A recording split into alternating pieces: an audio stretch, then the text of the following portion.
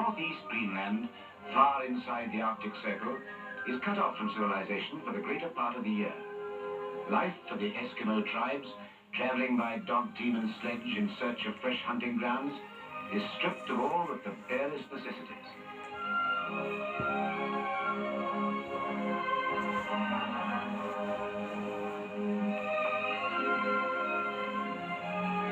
Practically, their whole lives are taken up by two things: getting enough food and keeping warm. And in both these jobs, they give their teeth nearly as much work as they give their hands.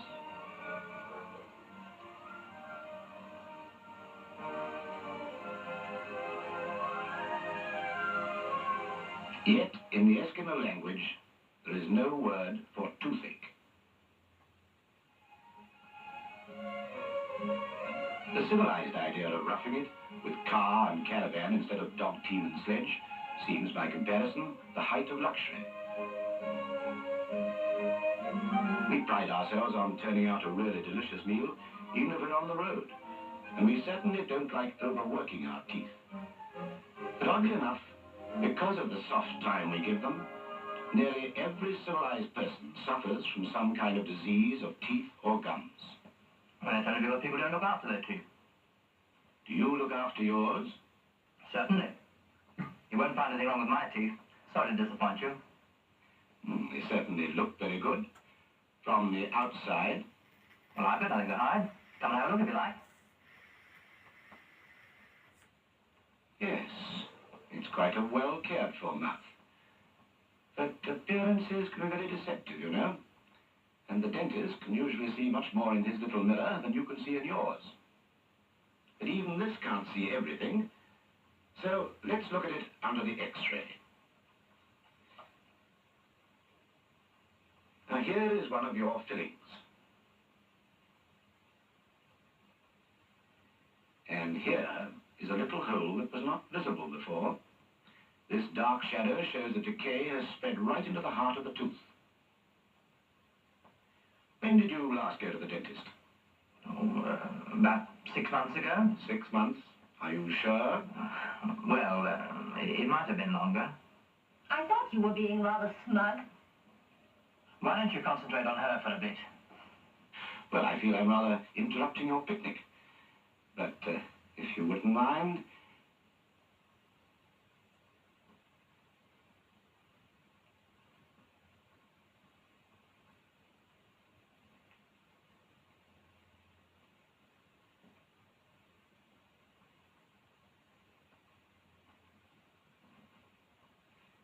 When did you last see your dentist?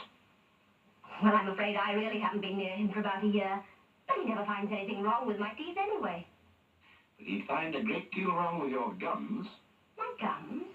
I'm afraid you've got pyorrhea. You mustn't think that because you've not had toothache, you've got nothing to worry about. After all, if you examined 100 average men and women, you would find very few among them who could truthfully say, "There's nothing wrong with my mouth." Now, this choir of exactly 100 people has agreed to help us. First, we're going to ask all those with complete or partial dentures to leave the platform. Right? First group, please.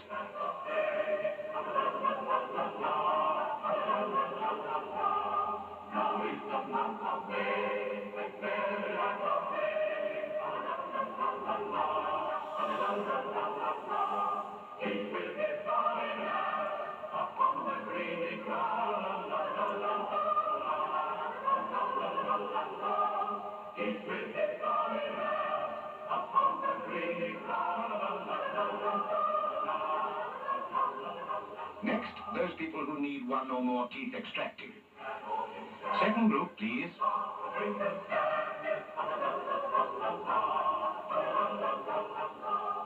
Now those who need other dental treatment, such as fillings or gum treatment. Third group, please.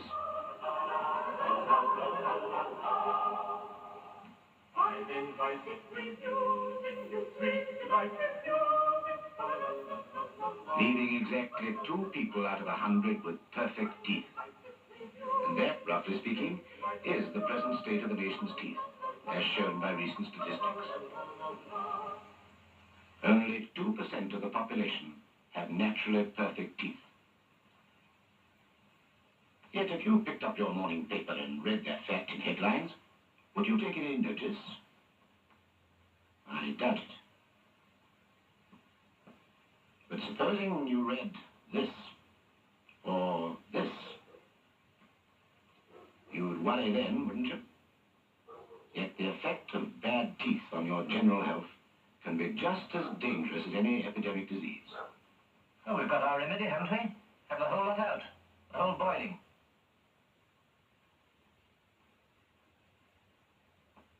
Don't be silly, Shirley. You know your father can't eat apples with his dentures. Not so easy, is it? And yet you're advising your family to have their teeth out. And here's another thing. This small daughter of yours looks as if she's going to grow up into a very pretty girl. Supposing she takes your advice.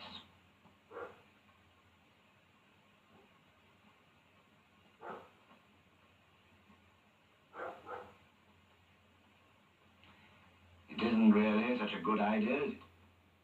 Anyway, there's a much simpler remedy. First of all, let's see what we know about teeth. And here is a model which will tell us quite a lot. A tooth is outer covering, the enamel, which is one of the hardest substances known to nature, and serves as a protection to the delicate body of the tooth. Now we'll look at a section of a single tooth to see how it's made up inside.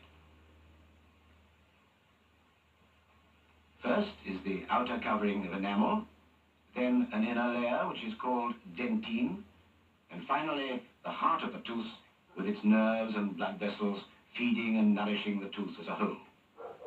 The middle layer, the dentine, is made up of millions of hollow tubes.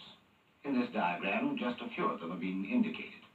The purpose of the dentine is to act as a shock absorber, protecting the heart of the tooth. Let us just take 3 of the tubes and go in still closer.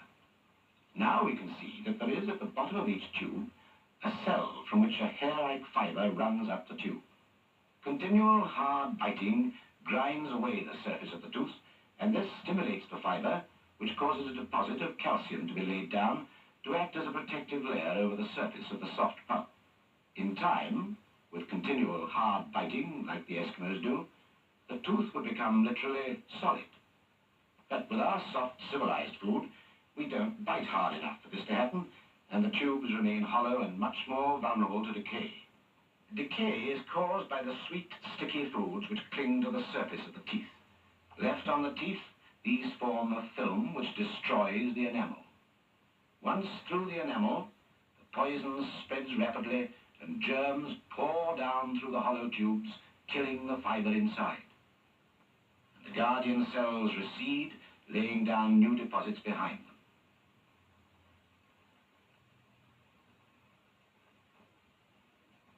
But if the germs get a real hold, it is too late, and they eventually reach the living heart of the tooth. By this time, the tooth has begun to ache, and if it's not attended to very quickly, an abscess will form at the root. The tooth has lost the battle, and you will probably lose your tooth. But if you go to the dentist in time, he can remove the decayed section and rebuild the tooth with a filling. Now, that's why it's important to see your dentist regularly. What surrounds the root of the tooth is protected by the gum. And most people think that the teeth are held solidly in the gum by the roots. In fact, they are slung in position by thousands of very fine fibers attached to the surrounding bone. Every time we bite, our teeth gently move up and down in their fibrous sling. This pressure helps the blood to circulate, nourishing the tooth and keeping the gum healthy.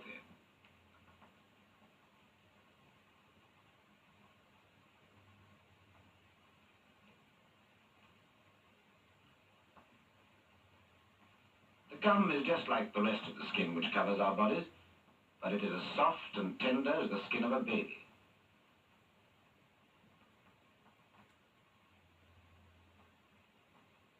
The surface of the skin is covered with millions of germs, which are perfectly harmless as long as they remain on the outside. But once the skin gets broken or scratched, the germs can get in and set up an infection. The baby's skin, being tender, is very easily affected. And the gums of the average civilized mouth are just as soft and easily injured. The areas between the teeth are particularly delicate. A hard piece of toast, for instance, can easily tear them without our noticing it. Once the gum is torn, what happens? The germs live on the torn surface of the gum, and, as on the baby's skin, they set up an infection and create poison. They breed at a terrific rate, and every bite taken pushes literally thousands more through the gap. The poison from the infection spreads down, destroying the tissue, which in this case is the strands holding the tooth in place. If the infection is allowed to go on without being treated, the teeth will literally fall out. But if you are able to recognize the symptoms of gum infection, you can consult your dentist at once and prevent this happening. The first sign is that the gums become inflamed and bleed at the slightest touch. Then the infection gets deeper down between the gum and the tooth, but the gums still bleed immediately a brush touches them. In time, the pocket becomes so deep that the bleeding stops. This is not a sign that the infection is getting better. It means it is getting worse. Finally, the pocket becomes so deep that all the fibers holding the teeth are destroyed and the tooth must fall out. With infected teeth or gums, every bite of food forces germs from the infection into the bloodstream, which carries the poison on to every part of the body. And this may cause very serious illness. That's a very jolly prospect for me. And for thousands like you. Unfortunately, people don't realize the importance of hardening the gums to resist injury. Now, this young man in the boat can give us a tip about that. Blisters. Because his hands are soft and out of condition. But look at these hands. Constant hard work has made them as tough as leather. No chance of blisters there. Now, remember the Eskimos and all the hard work they give to their teeth? This toughens up their teeth and gums just in the same way as the boatman's hands are toughened with hard work.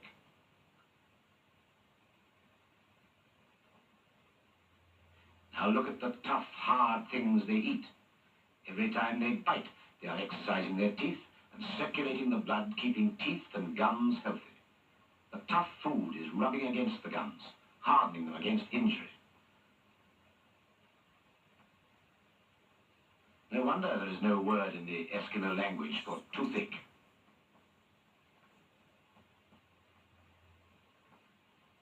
Here is an Eskimo child, 4 years old. His teeth are worn, smooth and polished. The gums are hard and healthy.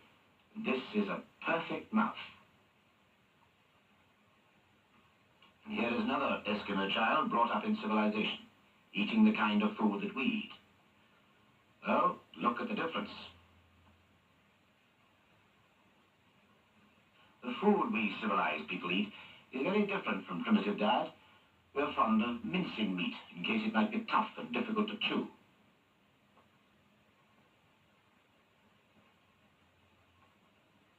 It's always cooked till it is tender. Even the vegetables are cooked. Well, the result may be appetizing to look at and delicious to eat. But it is not at all good for our teeth. Well, what do you expect me to do? Live in an igloo and chew boots? That would be going a bit too far. But seriously, knowing the dangers of a soft diet, one can avoid too many sweet, sticky foods and eat plenty of crisp, cleansing things.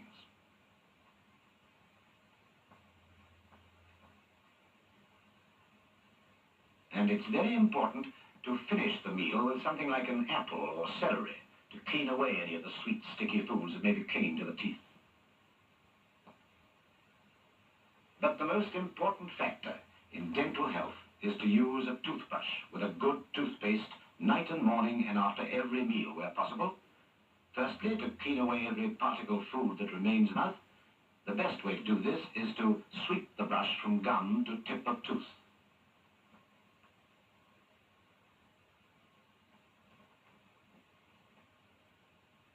To realize why this is the best method, look at the dirt lodged in the teeth of a comb. Brushing across doesn't shift the dirt, but brushing from top to bottom does.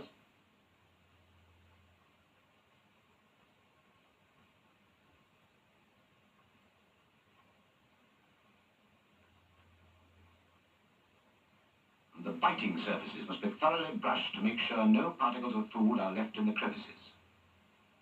Secondly, the brush will give that friction necessary to harden the gums till they're tough like the boatman's hand, and germs will have little or no chance to break in. The sweeping movement not only provides friction, it prevents the gum being pushed away from the teeth, leaving an entry for infection. There is no need to use a very hard brush. In fact, this may tear or scratch the gum. A moderately soft brush is perfectly adequate for cleaning and friction. Seen on the model, this may look complicated. It's really very simple after a little practice.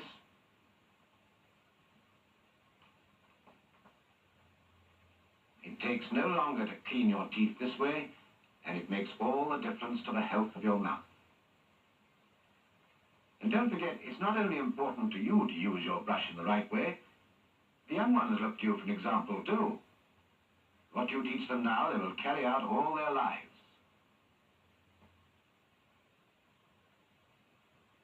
And it's useless to clean your teeth for the night if you're going to eat again. Just look in her mouth. That sticky mess is going to lie there all night, encouraging decay. Once the teeth have been cleaned for the night, they must stay clean. These few simple rules will do more than anything to keep your teeth and gums in perfect condition, and the health of your whole body will benefit. Will you be wanting us anymore?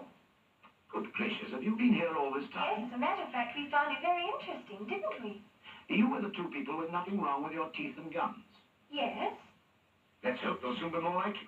For good teeth bring good health, and good health brings happiness. And we can't have too much of that, can we? Well, I think that's all. Goodbye. Goodbye. Goodbye.